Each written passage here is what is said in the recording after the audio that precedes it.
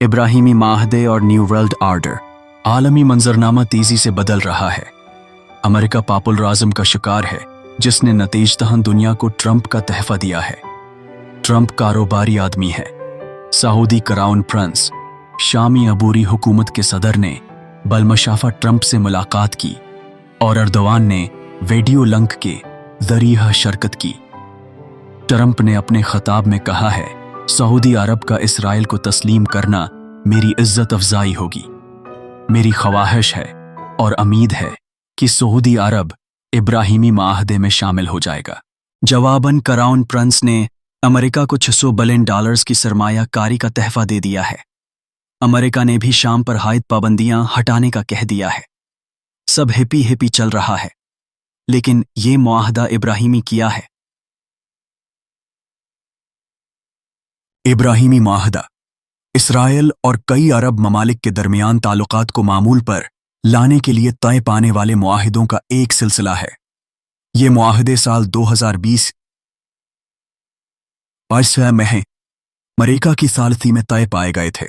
उनका मकसद इसराइल को इब्राहिमी भाई करार देते उसे बतौर रियासत तस्लीम कराना है। इब्राहिमी मुआहिदे को साल 2020 करते वक्त उसके अहम फरीक इसराइल, यूएई, बहरीन, सूडान और मराकश थे।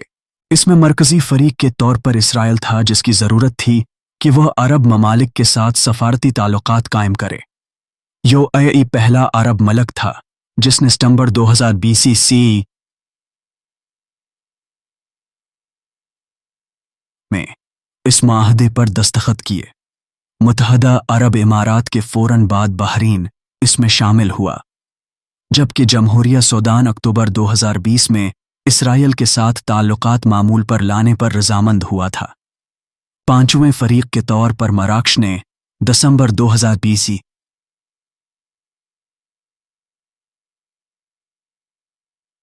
इस मुआहदे पर दस्तखत करके उसमें शराकत इख्तियार की थी।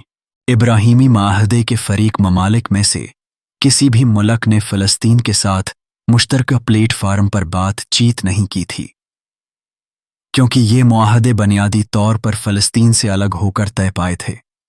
अहल गज़ा उस मुआहदे के फरीक नहीं है। उसके साथ ही ईरान भी इस मुआहदे का फरीक नहीं।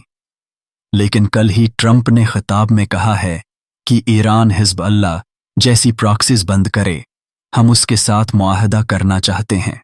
मेरा गुमान है और ईरानी वजारत खारजा कई मौक़िओं पर कह चुकी है कि वो अमेरिका के साथ बराबरी की सतह पर मुज़ाकरात चाहते हैं। लिहाजा महसूस होता है कि ईरान इस मुआहदे की जानिब पेश रफ़त करेगा और शायद इस तरह दो रियासती फार्मूला निकल आएगा।